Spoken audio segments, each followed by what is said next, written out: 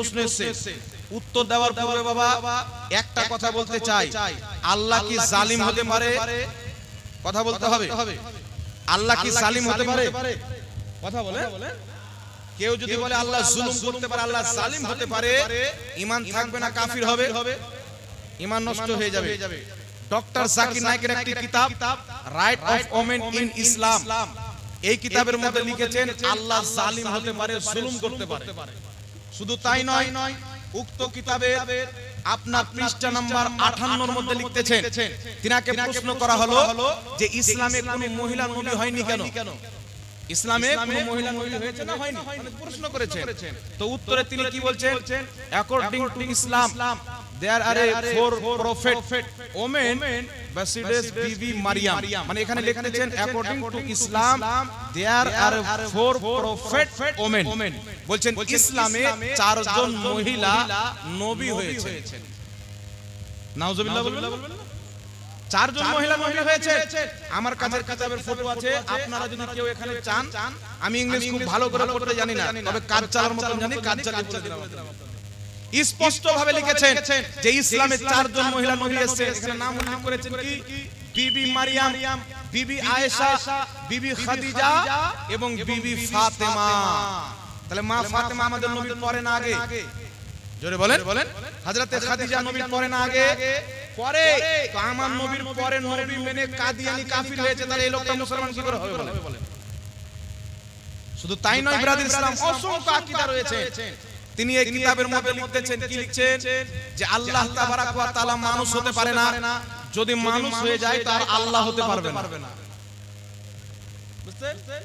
আল্লাহ যদি মানুষ হয়ে যায় তো আর আল্লাহ হতে পারবে না, মানে আল্লাহ যদি মানুষ হয় তো আল্লাহ শেষ, বিনা আল্লাহতে দুনিয়া চলবে, আহলে হাদিসরা দুনিয়া চালাবে। বুঝতে পারছেন? আল্লাহ এই জাতিকে হেদায়েত দান করুক, সকলে বলেন আল্লাহুম্মা আমিন।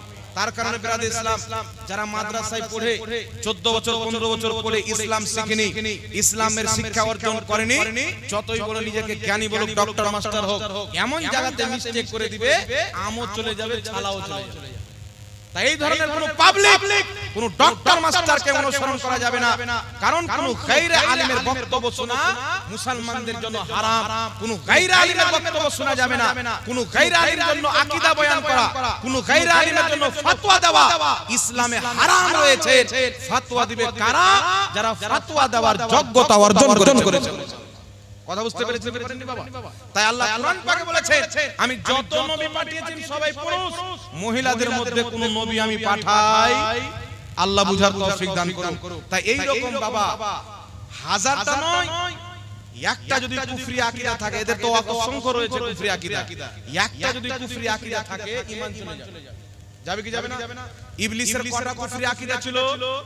6 কোটি বছর ইবাদত করেছিল, মাত্র আদমকে সাজদা করেনি। একটাই কারণ, আল্লাহ তাকে কাফির বানিয়েছে কি বানায়নি? এখন আপনি বলবেন হুজুর নামাজ পড়নে ওয়ালা, রোজা রাখনে ওয়ালা, কালেমা পড়নে ওয়ালা, নিজেকে মুসলমান বলনে ওয়ালা কি করে কাফির হতে পারে? উঠান পবিত্র কুরআন শরীফ, তাফসীরে নিসাপুরীর মধ্যে স্পষ্ট রয়েছে, কি রয়েছে? নবীর জামানাতে একজন সাহাবীর উটনি হারিয়ে গেল। আমার নবী বললেন তোমার উটনি অমুক জঙ্গলে রয়েছে।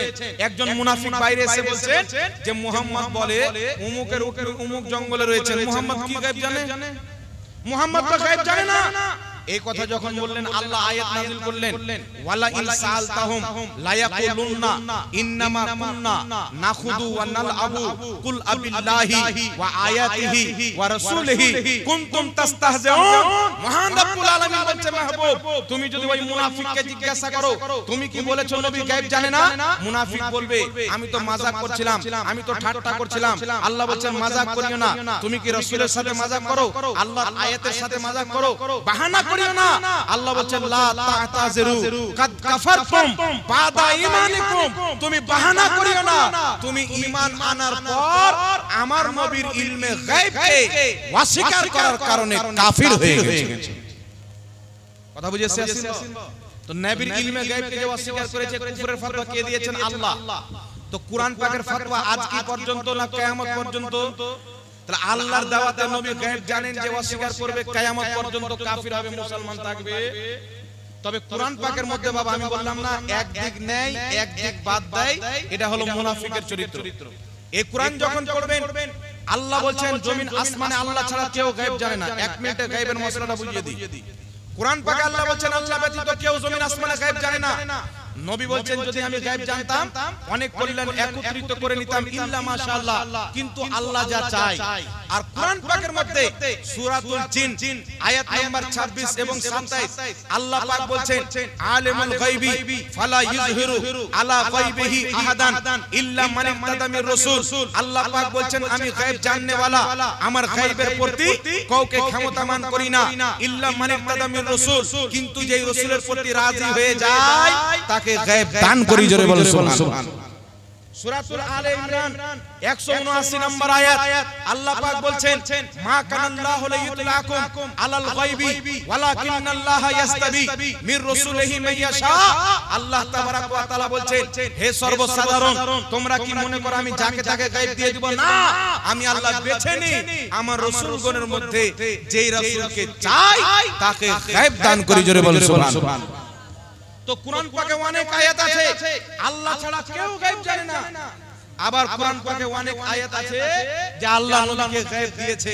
তো যেইগুলো আয়াতে আছে আল্লাহ ছাড়া কেউ গায়েব জানে না, এর অর্থ হচ্ছে আল্লাহর না জানাতে, আল্লাহর না দেওয়াতে কেউ গায়েব জানে না। আমাদের নবী আল্লাহর জানাতে জানে। জোরে বলো সুবহান। কথা বুঝে এসে গেছে না? আল্লাহর জানাতে নবী গায়েব জানে। এটাকে কেউ যদি অস্বীকার করে মুসলমান থাকবে। তার কারণে আল্লাহ কোরআন পাকে বলেছেন ওয়ামা হুয়া আলাল গায়বি বিদানিন, আমার নবী গায়বের কথা বলতে কৃপণতা করেন না। যেখানে যেমন প্রয়োজন পড়ে নবী গায়ব প্রকাশ্য করে। জোরে বলো সুবহান।